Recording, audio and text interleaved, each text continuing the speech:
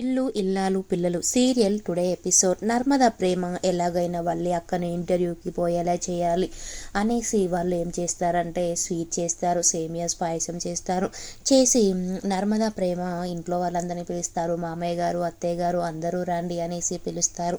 అప్పుడు అందరూ ఇంట్లో వాళ్ళందరూ రామరాజు, అలాగే బుజ్జమ్మ, చందు, తిరుపతి, అలాగే అమూల్య అందరూ బయటకు వస్తారు. వచ్చిన తర్వాత నర్మదా ప్రేమ అందరికీ స్వీట్ తీసుకోండి అనేసి చెప్తారు. అప్పుడు రామరాజు ఎందుకమ్మా స్వీటు అనేసి అంటాడు.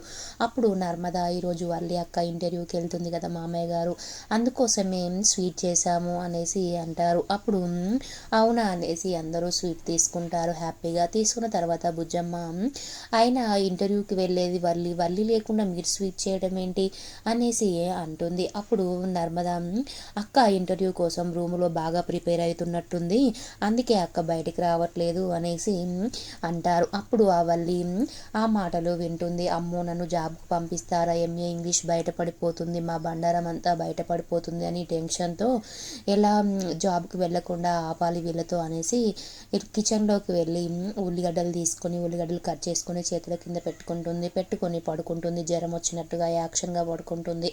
అప్పుడు నర్మదా ప్రేమ రామరాజు వాళ్ళతో బుజ్జమ్మ వాళ్ళ అత్తయ్యతో నేను వల్లి అక్కని తీసుకొస్తామనేసి ఇద్దరు కలిసి రూమ్లోకి వెళ్తారు. వెళ్ళేసరికి వల్లి జ్వరం వచ్చినట్టుగా వణుకుతూ అమ్మో జ్వరం అంటూ ఉంటుంది. అప్పుడు నర్మదా ప్రేమ అక్కాయి ఏమైంది అక్కాయి, వాళ్ళ అక్కాయి నువ్వు ఇంటర్వ్యూకి వెళ్ళాలి కదా, జ్వరం వచ్చిందని పడుకున్నావు ఎందుకు అక్కాయి అనేసి అంటారు. అప్పుడు వల్లి ప్రాణం పోతున్నా కూడా మీరు ఇంటర్వ్యూకి వెళ్ళమంటున్నారా, ఎలా వణుకుతున్నానో చూడండి, మీరు ఇంటర్వ్యూకి వెళ్ళమంటున్నారు కానీ నాకు మాత్రం ఇంటర్వ్యూకి వెళ్ళాలని ఉంది కానీ నాకు జ్వరం వచ్చింది అనేసి అంటుంది. అప్పుడు నర్మద ప్రేమ మేము ఒక మంచి డాక్టర్ని పిలిపిస్తామక్క, తను ఒక ఇంజెక్షన్ వేసాడంటే నీకు జ్వరం వెళ్ళిపోతుంది, ఎమ్మటే పోతుంది అనేసి అంటారు. అని నర్మద ప్రేమ ఒక డాక్టర్ని పిలిపిస్తారు. పిలిపించిన తర్వాత రామరాజు వాళ్ళందరూ వల్లికి జ్వరం వచ్చిందా అనేసి టెన్షన్ పడతారు.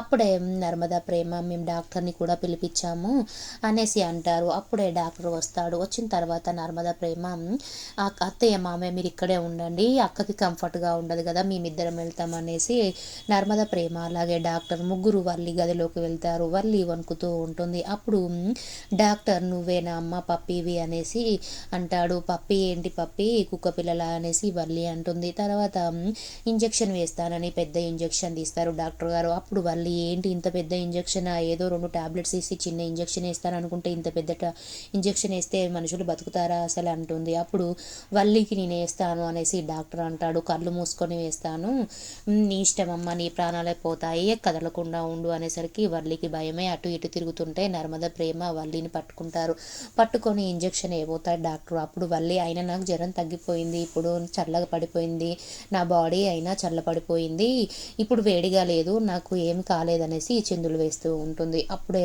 నర్మద ప్రేమ మాకు తెలుసక్క నువ్వేదో యాక్షన్ చేస్తున్నావని, ఇంటర్వ్యూకి వెళ్లకుండా నువ్వు ఏదో డ్రామా చేస్తున్నామని మాకు తెలిసిన డాక్టర్ని మేము పిలిపించాము అనేసి అంటారు. అప్పుడు నర్మదా ప్రేమ నువ్వు ఎలాగైనా ఈరోజు జాబ్కి వెళ్ళాల్సిందే అక్క అనేసి అంటారు.